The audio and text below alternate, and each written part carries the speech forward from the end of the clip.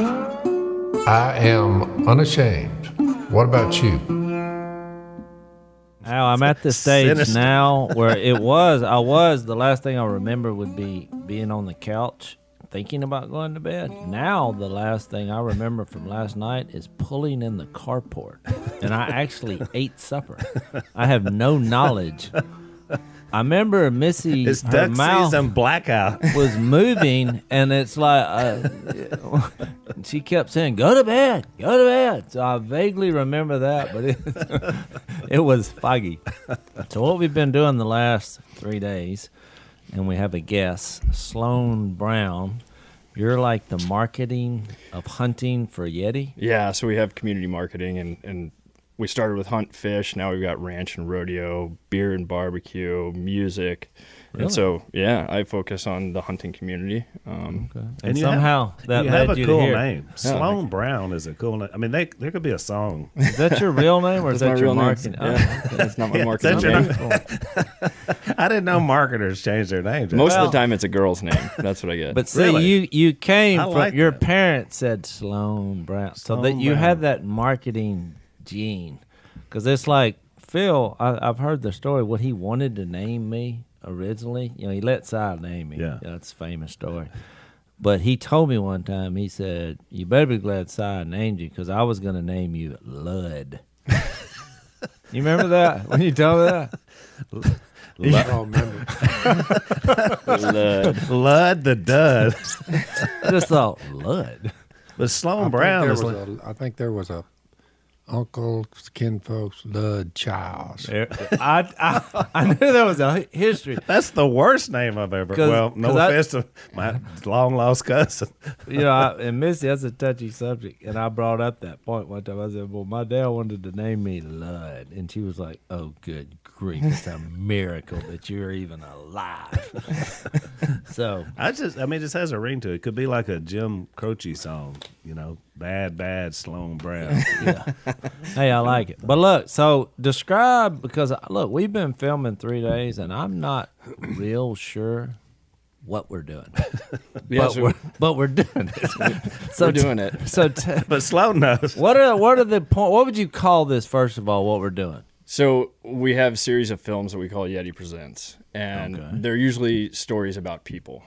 Very little emphasis on product, and we just like to tell stories. So this is going to be a portrait of the Robertson family, starting from the beginning, and Phil doing what he was doing and kind of being revolutionary and starting Duckmen, and then kind of all the way to where you guys are now, and your connection with the land and everything like that. So we're really excited about Do it. you release them? It's on your website? Is that Yeah, they'll be on YouTube. We'll also do like a film tour probably for it. So Yeah, I got you. So I have to confess, and you probably noticed, this has brought back memories of when we used to do this little TV show that people watched. And I'm like, because now every time I turn around, so yesterday they're like, hey, let's go down. We want to show you scouting. And so I did the little scout. Well, then this guy, Ben, he has 2 red lights. He's in another boat, and he starts like doing air traffic control. And I'm like, what is he wanting me to do? Because he was like, over. And so finally I turned the motor on. He's like, come get these red lights. Because I couldn't hear him because of the motor. So I put the light. Can I share this? I don't want to share your secrets of whatever. No. So I get in the boat. I have the red light, and they're like, drive. Well, here's the funny part. I take off wide open. I can't see. And it's dark already on the lights. And they're like, hold, keep going. And so anyway, we did all that. But when I got to the bank, they showed me what it looked like. And it looked like the movie I thought of was Blade Runner. It looked like some kind of futuristic guy going to hunt the... What were they, Al? You remember that movie? Oh yeah, some kind of not human people, whatever. I thought you were robots. a big Blade Runner guy. No, I mean I like the original. Yeah, that was it. Yeah, That's they what were. I felt They were like. robots. That's what we're going for. Like And Blade Runner is in the theme of this film. We want I it to thought, look like that. Oh boy, they're making this bigger out than I thought. Well, but I told Missy we're gonna have to get some more posters or whatever. I feel sorry for your crew though, because I know the Unashamed audience will be shocked. But when Jase gets on a film shoot like this, it takes about 6 hours for him then to be the new director of everything. I mean, he's lining up shots. You do this, go here, go that. I think I've done that the whole time. He's done it the whole time, but it's been very helpful for us too. He is. He knows his stuff. I agree. I'm just saying. What do you have? Look, 30 I'm years just of not experience shocked. with a camera in your face. They had a guy filming. The intern was filming. Can I share this? Yeah, I don't yeah. want to share No, too no, much it's of fine. the details. It's fine. And they said, oh, he's an intern. He'll get it. He's outside the blind. Well, I shoot down a duck right toward him. And so I get out of the blind. I'm chasing this duck. But the duck stays in between me and him. So you can't shoot. He's filming it. Yeah. But I'm like, your life right now is in danger.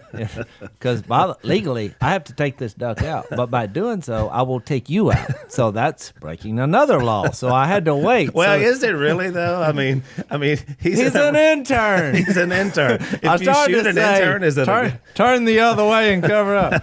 So look, the duck turns right. And I said, I'm fixing to shoot this gun. In silence.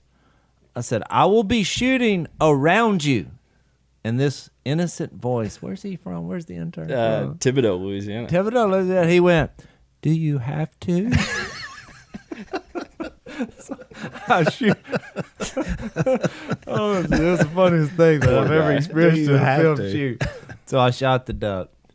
And, of course, then he said, that was intense. You know, I was like, yeah, not every day do you have a gun You were discharging. finishing off a cripple, right? Yeah, I was Finishing off a cripple. by the law, and I got him, and he was safe. And I knew the distance away, but it was still scary if you're not used to people shooting shotguns in your general direction. And he was far enough away where I was like, this is safe, but it probably From time sounded to scary. time, there is a sphincter tightening moment.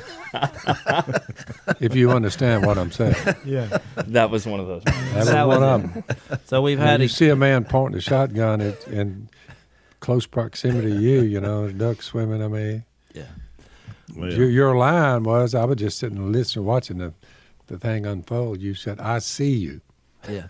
You said, I see you. That means I know what I'm doing now. Okay. Well, thanks, because I let him know. I see you. I'm going to shoot around you. There's a But certain amount of ricochets, and first one thing another, you have to that's consider. like on Avatar. That was like a love greeting or something. I right. see. I just know that camera people are not used to hunting situations, and That's right. if you were standing right where he was, you would have said, "Go ahead," Yeah. because I know this is safe, I even would've- though it I seems. I would have been down low on the ground, no matter what you said. Preferably a log close by. It happens all the time. The other day I was Incoming. gathering the ducks, and I said, "I'm outside the blind," but I was 80 yards away. Yeah. And Phil's like, "Oh, we see you. I saw two ducks come in their direction. I turned the other way, went down, and it was boom, boom, boom, boom. Choom, choom, choom, choom, choom. It's a different sound when you're on the other end of Oh, it. that's when you're hearing them fall Yeah. around. Phil You. said, "Hey, we were shooting over you." I said, "No, we're good." I ran Well- down a cripple woody about an hour ago. No more than an hour. Look, the watch. So There's no watch. ducks no fall. watch. That's for drama. the ducks fall. The duck fell out there. So we didn't have a dog with us today. So I get out of the blind and I'm moving through the brush as fast as I can, and it is thick. And so I could see up ahead of me, the duck would dive, and I'd move in, try to get a little closer. The duck would dive, but the brush is so thick, vines grabbing me. I just kept going. But finally, everything got quiet. No duck, nothing. I thought, well, old Woody slicked me on that one. So I just was easing back from where I came from out of the duck blind. The water was about knee deep, a little deeper. And I just happened to look over there, and the duck was just sitting there, right in that thick brush. Oh yeah. He's And playing they- possum. playing possum. So I just, boom, but it's loud in that, just took the thing's head off. Possum game over. Yep. Yeah. Well, look, I asked Sloane to be here, and we go back. I guess. Well, I don't want to put a date on it. We go back. Well, the first event that we did together, it was me, you, and Si. That's where I met you. Yep. And I think we were in Richmond, Virginia, at a Yep. sporting goods store. And we had a nice turnout of people who liked the show. But I heard your story, and trust me, I think that's what formed our partnership. I mean, we we work hard. We try to make a living. We've lived off the land. We understand business. Willie probably way more than us. But really, it's about people. And so I asked you to be here. I was like, you need to share your story on the podcast. And because really that is what life is about, is relationships. So tell us, because it's amazing to me that here you are, which I would think, being the head of marketing, hunting for Yeti is kind of a big deal. Mm-hmm. And so when I asked you, I think I just said we were sitting at a parking lot. You had gotten us some lunch or whatever, because there was a lot of fans around, so we literally ate lunch in the parking lot. And I think I said, "What's your story?" And after you told it, I was like, "Whoa." So how would you share that? Just or it reminded me of my dad. And so how do you wind up here?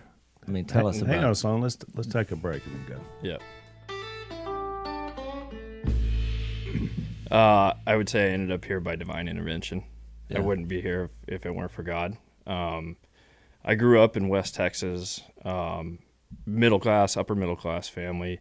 Dad's a dentist, mom's a dietitian. My parents got divorced when I was 11, and that definitely shook my foundation quite a bit. But that's a key age. Yeah. I mean, I look at life. When I look at life, it's time stamped by pre-divorce, post-divorce, and I think that's common amongst children of divorced parents. But I don't think that that's the reason that I ended up using drugs and alcohol. But anyways, no trauma, and I know that's rampant amongst drug addicts, and it's really, really sad. But so when did that start? I mean, I took my first pill when I was 14 years old, and I remember vividly that moment. It was an anti-anxiety pill. My friend was prescribed, and I remember that feeling of I am comfortable in my own skin for the very first time. So much so that my dad came and picked me up from my friend's house, and I almost told him, "Dad, I need a prescription for this because I feel so right in the world." And I hadn't ever felt that way in my entire life. Yeah. And I didn't know I was in trouble at that point. I didn't know I was a drug addict. But fast forward, it leads into the next thing and the next thing and the next thing. I was doing cocaine in high school a lot, so much so that when I went to college, I was like, I could never do cocaine again, and I would be okay. I was tired of it. But I got into pain pills, which is so common. I think that we have a serious issue in this country with that. And no doubt. I mean, doctors are writing scripts left and right, and the big farm has their pad in the pockets of everybody, and it's a bad deal. Yeah. And you remember me telling you about our cousin who we lost last year? It's been about two years now. Yeah. And it started with prescribed, pills for anxiety, and he literally went down the trying to find a bigger Of course, fix. fentanyl was the final nail. Yeah. Which is an end of life drug. I mean, that's what it was designed for. So, and he ended his life literally just because he knew he was going to prison. Yeah. So how are you hiding all this, from your family? And I'm one of those guys that is I care about my what people think of me. And so I did well in high school. I graduated the top 6% of my class. I went to Auburn University. Did pretty well there my first few years, but still doing drugs and but not really bad. About my sophomore year of college, it got really bad, everyday use, and then it was OxyContin, and word kind of got around amongst my tight friends because nobody I grew up with was okay with drugs and alcohol like that.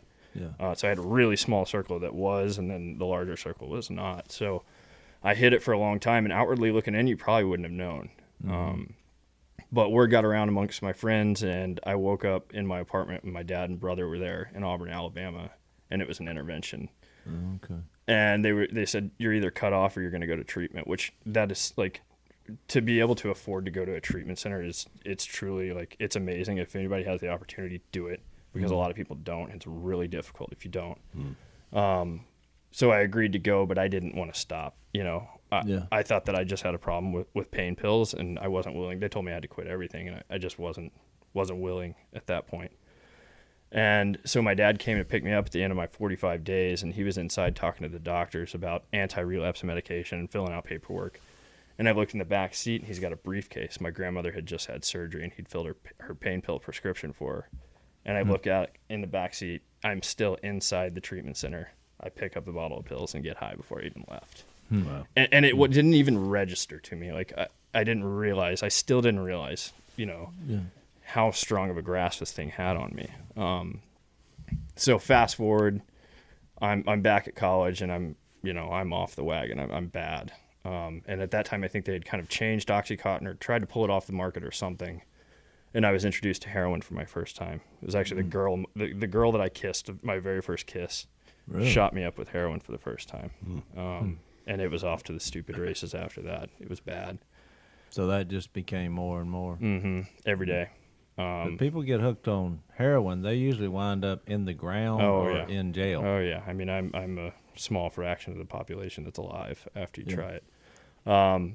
So I was at home for a summer and went over to my heroin dealer's house, which is in the ghetto of my hometown. Bad place. And I did a shot of heroin in their house, and it was a bigger shot than I was used to, and I fell out on their kitchen floor. They drugged me out to the street. I was lifeless, turning blue, and they called the hospital, 911, and the ambulance picked me up. Luckily, I was like 3 blocks from the hospital. Otherwise, I'd be dead. And I woke up in the ICU with my family standing over me crying. And that was the first time that I saw, like, I was like, okay, not only am I killing myself, but I am killing my family just as much. Yeah. And that was my first moment where I was like, I got to get this under control. I got to change. And so I went to treatment, and wanted to get sober and was doing all the right things, but I got out and I was living in a sober house and just things didn't feel right. They say sobriety is like a jacket. You got to try it on several times. And I couldn't find a job and I just felt useless. And instead of talking to somebody about it, I ended up getting high. I got kicked out of the house. Ended up back in school, just not doing well. Using a lot of drugs, like really, really scary high numbers. I was like, I got to get out of Auburn. I got to make a change because I'm dying. I knew I was dying. But I think the thing that ultimately brought me to my knees, like I think everybody has to hit a level of pain before it kicks them into action. And this thing takes action. Was I felt all alone, like entirely alone. No friends. Nobody wanted to hang out with me. I'd stolen from people. I lied to everybody. Like I felt like I was on an island alone. And that's what brought me to my knees ultimately. And so I went to treatment for the 3rd summer in a row. I always joke that I was honor camper 3 summers in a row at a same rehab place. Because if you're not laughing about it, it's just But I mean, it's not funny, but I think you have to laugh because it's like, what am I doing? Yeah. It just shows the insanity of this thing, and I believe that addiction is a disease. It's in the DCIM, which is basically the encyclopedia of medicine. But it's the only disease that tricks you into believing that you don't have it. It's very mental. And if you're an addict or an alcoholic, you don't have a choice to say no. Like you are just going to do it if it's in front of you. At some point it just takes over. And so they sent me out to Colorado after that last stint in treatment. And I was like, you tell me what I need to do and I'll do it. At that point I would do anything to stay sober. And I still will. So I got it's a peer-driven treatment center, and it's all about reintroducing you to life and showing you that you can have fun. Because in my mind, I'd always thought like, man, I'm doomed with this thing. I can't have fun anymore. My highlight of my real week life is is boring. I'm going to be making coffee for my 12-step meeting for the rest of my life, and that's going to be it, But I got in with a really good crew, and we started fishing all the time and hunting all the time on public land in Colorado, and I just fell in love with the outdoors. And I grew up hunting and fishing, but it meant more to me at that point. It was kind of my escape. It was my church. It was my healing. It was my place of peace. It was my connection to God. That's how I see God. I may have a different view of God than you guys do, but that's where I see him, and that's where I visit him. Well, it reminded me of the story that happened to me because Phil fell off the wagon. He's written several books about it, and I didn't really believe in God, and had issues, even though we were small kids, Al. But when I saw my dad's transformation part of his new life was taking his kids hunting. Because what's weird to me is when you said that about being alone, Phil wound up in the same place. He was alone, estranged from his family, which was a major draw, which opened his heart, to hearing about Jesus. But I discovered that same thought in the outdoors because I was like, well, I wonder who made this. It just made me look at it from a different perspective as is there something out here. But that's why when you told that story, I was like, even though it's a different paths, different stories, we got outdoors of all places and found some peace. Yeah. And What I thought was interesting was when you said that the tipping point was the lonely place you were. And then when you started finding a pathway with community, because you mentioned these peers, and I think that's so important because I think obviously suicide is a the numbers are up so much for just what you described, because that's when you're at the crossroads. You really had a choice about, am I going to end this, or just do the drugs into death, or am I going to try to seek out some way out of this place?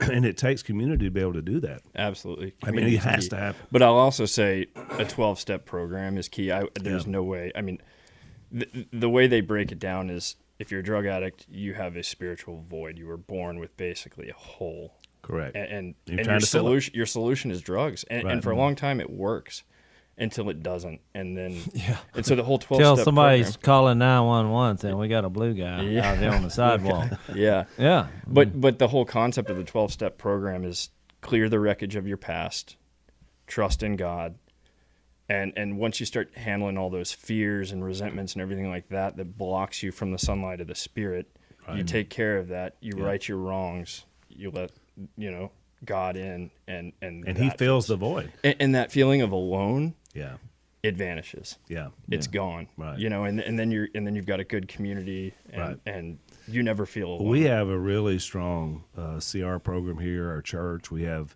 probably about 14 houses here, and so people come. They're sort of like what you described in Colorado. We have that here in West Monroe, and that's what I notice about these guys. And not everybody makes it. Obviously, there's people that go back, but the ones that do, it's that bond they make with one another. And then I watch how they deal with that with each other, and then I watch these leaders emerge out of those that are just. I mean, they're gifted to be able to help other people. And so I watch it all the time here, and so I see that. And so your story is so descriptive of that. And I'm so glad that there are places and people that have committed themselves to provide a pathway for you and a lot of other people like you. And that's the whole thing, too, is how you continue this on is working with other addicts and alcoholics. Right. And that was my, when I was doing my moral inventory and realized that I was fear-based and everything went back to being scared of being alone. Right. That was like a big moment. But then when I saw the lights come on for another alcoholic and drug addict, that's when it was like,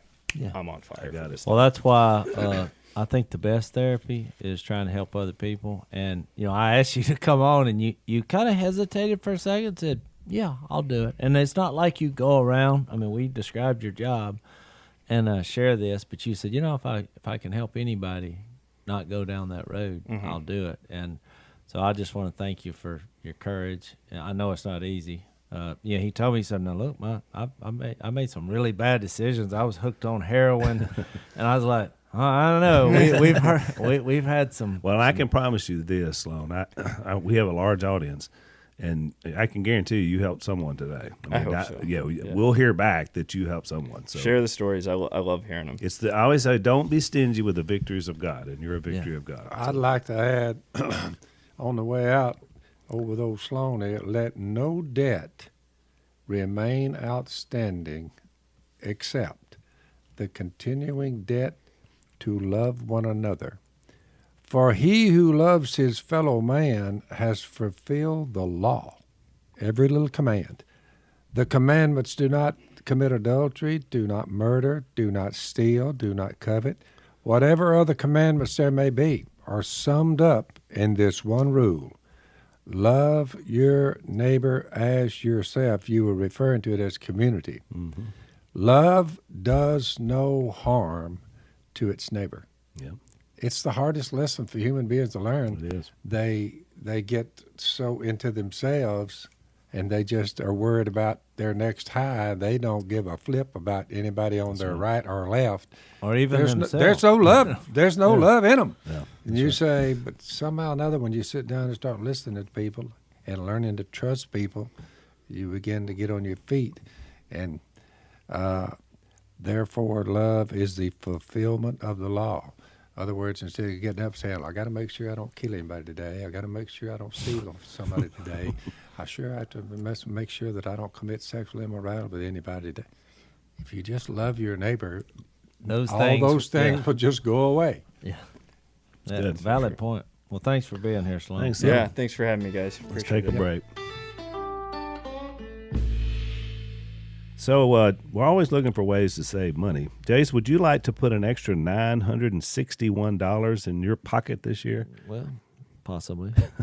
It doesn't involve playing cards. It's about saving money on car insurance. So there's one of our sponsors, Gabi Insurance is what's called, Gabi. And basically they go out and look and get quotes from you to save you money on your insurance, which is really good. So, and on average, they save a person $961. Really? Yeah, it's pretty good. And a lot of people are just spending money they don't have to. Seemed like they'd just rounded up. Yeah. Well, that lets you know it's true because they would have just said $1,000. Yeah. Right? So here's what you want to do if you want to check this out and save yourself some money. If you're overpaying on your car or your home insurance, and it's free to check these guys out. So you go to Gabi.com. That's Gabi.com/unashamed. That's Gabi.com/unashamed, and find out if you can save yourself a few dollars, maybe 961. Well, it was interesting, They wanted us to film this movie that he described. I didn't really want to do it, but I thought, well, they've been good to us. We've had a history with them, and We've been with them for a few years, almost 10 years. Yeah. Because that the worst commercial turned out to be great because it was so bad. It was one of those the one old commercial from 2012. But it's always this deal about it's not about money, or it's like we're gonna do that, make a film and in your honor, and I'm like, well, what exactly do we get out of this? And they're like, oh, the notoriety. I was thinking. so what's interesting? Last time I checked, we were pretty well. I saw one of the films they did, and I thought this is pretty good. So I still haven't watched one of those. Jay was telling me how they're good. good. They're good. They tell stories about people in life and the outdoors. But what the turnaround was for him is when I was like, hey, you need to come be on the podcast and share your story. Well, he thought I was kidding. He's like, yeah. Well, I sent you a text, and I was like, can we have the Yeti guy? I didn't even remember his name at that time. Yeah. I said, can we have the Yeti guy on the podcast? Because I thought it'd be, because we're doing the podcast. I knew we were going to talk about what y'all were doing this. And he said, well, I don't like go around and tour. I was like, what's that got to do with anything? I was like, and he's like, well, I mean, I said, have you ever shared your story before? He's like, yeah, many times. I was like, well, how'd it go? He said, it went well. I was like, well, come for the notoriety of it. You put it back on him. And I said, seriously, I was like, it's an epidemic in our world, this drug. There are people. Well, and I didn't know you said, I was just thinking we were going to talk about the project, and you said, well, he's got a story. So then I got excited, but I didn't know his story until he just told it. But what I love about it is it's obviously we have a large audience. I know there's people in our audience that are probably either are struggling or have struggled with just what he I've heard talked his story. Thousands. Thousands. Well, but here's what and we can't always speak to it out of our own experiences. And we talk about some lifestyle stuff, but obviously what he described was being at the point of death multiple times. And it's just hard for us to imagine what that's like. Well, if you're listening to this and you're like, because I appreciate y'all, allowing me to do this, but I just thought to myself, a lot of times, we talk about Jesus. That's what we're all about: forgiveness, hope, redemption, the resurrection, the forever family, all these principles that you have in Jesus. But a lot of times, people have difficulty in life thinking, well, I can never go get a real job. Yep. they're like, okay, I can be forgiven, but they've made so many mistakes. I mean, this guy was shooting up heroin for years. You just never would think that he would rise to be an important executive in a multi-billion-dollar company. Right. And so I just thought it was an interesting angle, which is what my thinking was. Wow. I was like, here's a guy that when I said, what's your story? The last thing, because I've been around these types of guys for the last 40 years, but there was something about him that drew me to him. Tell him what you noticed and why you asked him the question. Yeah, I thought that was this is we said this after he left, because they're actually going to film. We're still filming, having a meal together. So he's like, hey, I hope that went well, but I need to go. And he did have a watch film. But when I met him the first time, so Si and I meet him in Richmond, and he said, we're going to go to a restaurant and get to know each other before we do the event the next day. Well, we go to the restaurant, and I've told y'all many times, I don't have a problem with drunkenness. I've never been drunk in my life. I have a lot of problems, just like everybody else. I'm a sinner. That is not one of them. Right. I waited till I was 30 before I ever even tasted alcohol outside of NyQuil, because some people say you can't have a drop of alcohol. The wine that Jesus turned from water. It wasn't really wine. It wasn't fermented, and I'm like, have you ever drank NyQuil? And they're like, uh-oh. There's more. So there's more alcohol. I was just making that point. But we went to the restaurant, and they had all their team, and there were people, and there were guests, and it was me and Si. And there were two people that did not have a drink at the table. Well, three if Si was there. Well, Si was drinking his tea, but I'm not. Yeah. I don't count Si because that tea is not. I'm not sure what's in there. But it could be laced with something. I never thought about that. It's non-alcohol. That's for sure. Well, I was kidding. We're just kidding. But I wasn't counting Si, so I guess there was three. There were three because Si had his little. Well, I didn't want to say that, and then somebody said, "Oh, what about Uncle Si?" He wasn't drinking either. But and Si was kind of at the. He was down there telling tales. Yeah, he wasn't even involved, but Si wasn't drinking. So me and this guy. Now I didn't drink because when I go to events like that, even though I feel I am free to have a drink, I don't do it because when I gather in those places, if someone who has a problem with it is there, I want them to have a buddy. Because I don't have a problem with it. I don't really like the taste of alcohol. I will drink an occasional glass of wine or, 2 beers a year. And I think I'm free to do so. But in those moments, and I just noticed that he was drinking water and tea. And so that's why when I got in the vehicle, I said, what's your story? Because I just thought that was unusual. And boy, he told me what he just shared. He showed a shorter version of it, and I thought, wow! I just thought, what an interesting thing to openly share. And he's a young guy. Yeah, I'm not sure how old he is, but I thought, man, he did something. There was a transformation happen, which was hard enough, and now he's worked his tail off, and he's climbed up the ladder at this huge company. I thought, what an impressive testimony. The Apostle Paul. Hang on, Dad. Let's take a break before you read that. He said, first to those in Damascus, Acts 26:20, if you've followed along, then to those in Jerusalem, and in all Judea, and to the Gentiles also. He's saying, here's what I tell everybody. I preached that they should repent. And you just heard a story of a guy who repented. Yep. I preached that they should repent and turn to God. He did. And prove their repentance by their deeds, which he is doing. Paul said, this is why the Jews seized me in the temple courts and tried to kill me.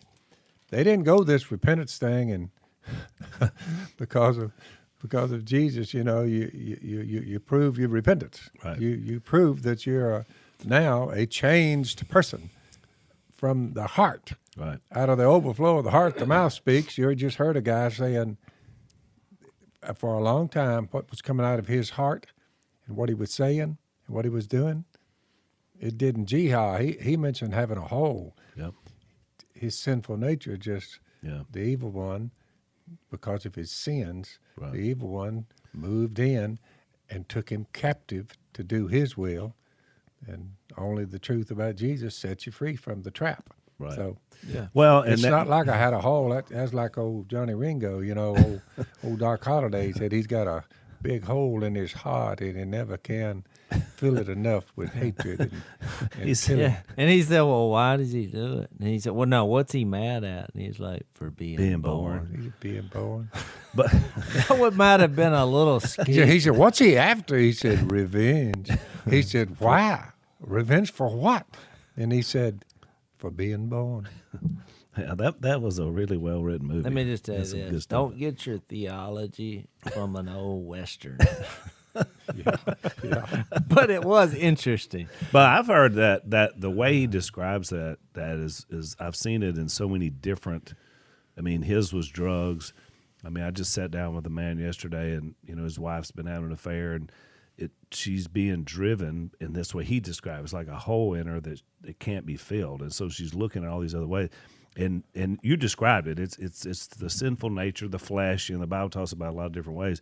But it does feel that way because they keep trying to put something in to find some peace, to find whatever, like he said, to find Or a life. slave Well, and to sin. and even though he may use different tactics and different semantics, and he views it as a disease. And look, and I usually, when I'm talking to people, I zero in on choices that were made, and that's how we view it. But I'm like, anything you can do That's right. to stop doing that, because how many times have we gone to funerals and prisons where they're in a position where they can't even hear about Jesus because they're so far down. They've lost, like, Ephesians says, they've lost sensitivity. Yeah, what's the word, Al? Because they're Yetis doing all these with different groups, and with us, it's the outdoor, the tied to the land, the backwater, the fishing, the hunting, and we're just. Well, that's the common theme in their movies. It's almost, to me, it's almost when you're out in the great outdoors, like we were this morning, in the duck blind, and you're watching the ducks fly by, you see the sun start peeking above and it's quiet. There's no one there. There's no belligerent. There's no profanity. There's no argument. And we're all sitting there, and it's medicinal. Yeah. Whatever you want to call it. It's what's the word for that? It's Well, it's where it's a lifestyle that is good for the soul. Well, it's peaceful. It's peaceful. It's peaceful. I mean, and that's what you need. I mean, like when you're seeking something, peace, some peace in your life. I'm looking at various grasses and bushes and trees and how they're growing and what they're doing, and we planted these 5 years. You're seeing the power of God through the details, and even though you may not acknowledge it, you're experiencing it, the wonders of I'm God. telling you. I mean, look, Just I to want to get share out, this. and there's no what's the word? There's no interaction that people would say we're a little bit standoffish, kind of like retreat, but basically aloof. They got these words. I'm But- not but sure Look, who we're said we're that, out here in the woods, and people, if they saw how much time we spent there, they would be shocked. Well, we read this verse before, Romans 1:20. Since the creation of the world, God's invisible qualities, his eternal power and divine nature have been clearly seen, Yep, being understood from what has been made. that's me. I think that's it. I think the idea, Jase is right. When God says, look, this is a revelation, the word of God, that's one way he reveals himself. But the first way is just look around. I mean, what you see and some of the most beautiful sights Oh. you've ever seen. We saw it this morning. Green-winged teal coming down from the heavens.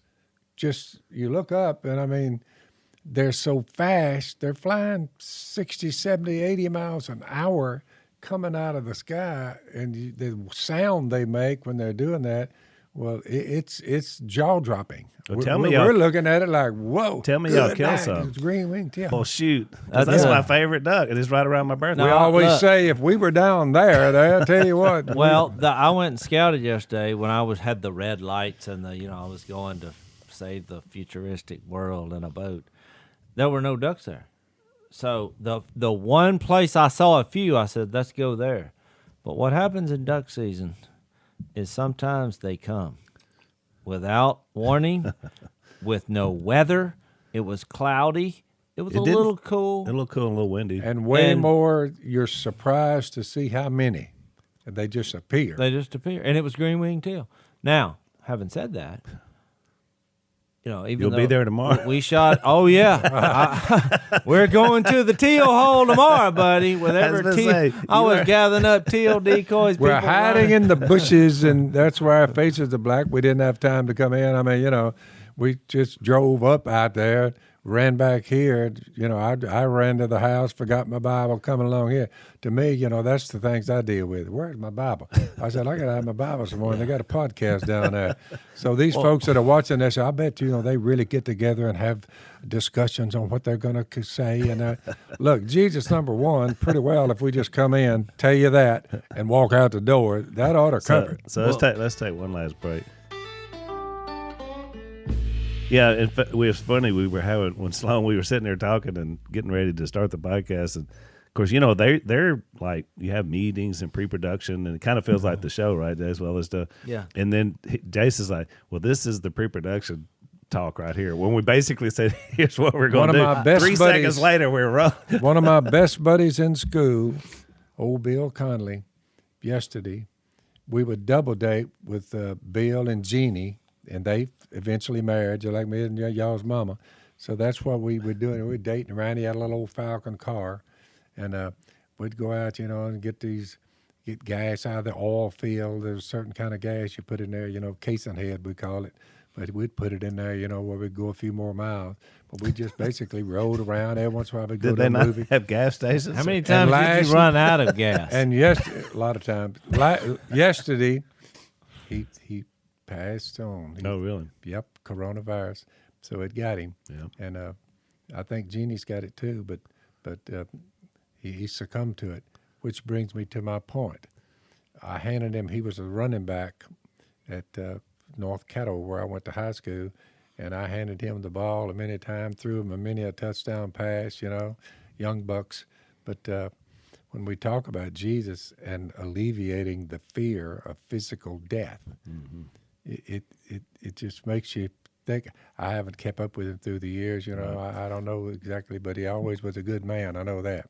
Yeah. So It's a reminder of how real it is, right? how real I want it to is. share this one other story. He's my age, so I'm 74, and I'm still running wood ducks down through the brush this morning, Phil, thinking- you actually made one of the top 3 shots of the year today, and I thought for 74, there was a wood duck that came whistling with the wind. Ooh.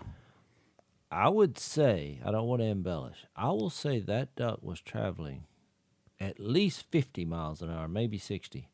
He was on a downhill sail. left to right. It was a blur, and somebody said, cut him, and by the time they said cut him, the duck, Yeah. perfect headshot, fell over here. He was flying so fast that he bounced off the water. He didn't feel it because the last thing that went through his head was the bullets that you fired. And I knew as I put a Still. shell, I didn't say a word, see. Yeah, you You got got them young bucks. Yeah. I just put a shell in my gun, set my gun back up there, and I waited, and all of them. I'll tell you one thing, that was a shot. I didn't want any of him. Yeah, it was. Well, that's the difference in me and where I'm at, Dad. I never would have even picked my gun up, so I don't know. So Yeah, it was a wonderful shot. But I was going to share this. Another member of their crew. I just between me and you, why waste 3 shells? Well, that's my point. It's not that it's costing me any money, but it would hurt my pride to watch me miss 3 times. So I was going to share this story because we were gonna talk about the Great Commission when Jesus said, well, we will next time. We will. But as a preview, I noticed something at it was a business meeting. I noticed that the guy wasn't drinking, and I asked him. I had a spiritual conversation, and when you start talking about the Great Commission, I think these people think you got to have some kind of program or project. But Yeah. Jesus went around and he talked to people. I'm trying to be like Jesus. So one of their cameramen, the kind of the lead cinematographer of this event that they're doing, well, he rode in my rig the first day. So we got in. First question, I was like, oh, because he sounded like he was from the South. Where are you from? He's from Louisiana. And I said, you married? Because he looked older. And he's like, well, I got a girlfriend. Been dating her for 5 years. Well, when he said that, he said that as I was backing out, and his buddy said, and boy, she is top notch. So I said, 5 years? I mean, how old are you? And he told me, I can't remember. I think it was 28, 29, something like that. I said, what seems to be the holdup? And he said, what do you mean? I said, 5 years? And you're almost 30. I said, look, I'm pretty good at reading people. He said, well, you just met me. I said, yeah, and I'm making a read right here. You've got commitment issues. The fella, if she wasn't a great woman, he wouldn't have said top knot. He immediately responded. That's him saying, what seems to be the holdup? I says, here's what you need to do. You need to have one night of staring at the ceiling before you go to bed. You're going to be here for 3 days. You think about all the great things that you love about her. And I said, you said, how do I know? I know you're an artist. You need to drop that camera and experience the magic. He was just looking at me. Just stark fear all over his face. So I told Missy this story, and she got teary-eyed.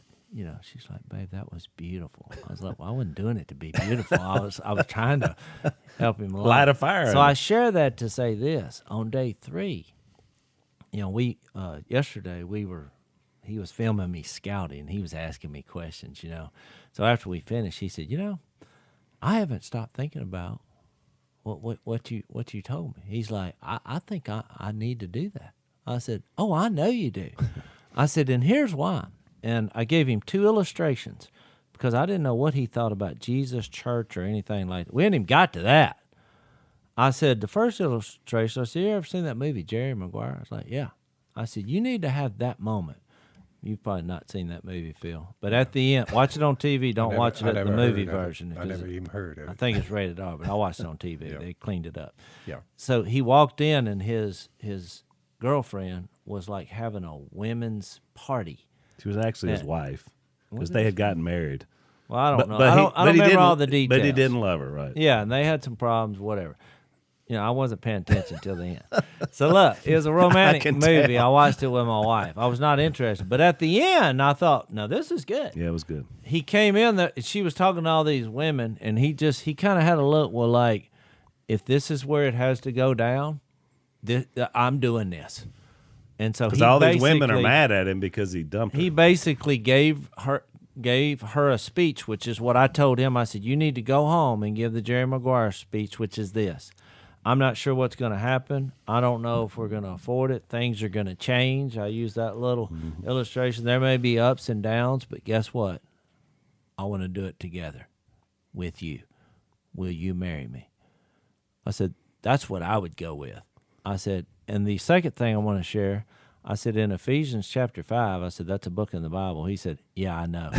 So I thought, okay, well, he's read. He does know that. I said, when he went through the roles of marriage and husbands and wives, he said, yeah, I've read it. I said, well, his point was, I'm talking about being married to Jesus. I said, the same thing happens. And so I shared Jesus. I said, when you hear that, now you can think about, should I do this, or what do other groups think about it? I said, but when you fall in love with Jesus at some point, you got to put down all the excuses and say, I'm in. I said, that was his point. And then I quoted 1 Corinthians 13, and he said, that was beautiful.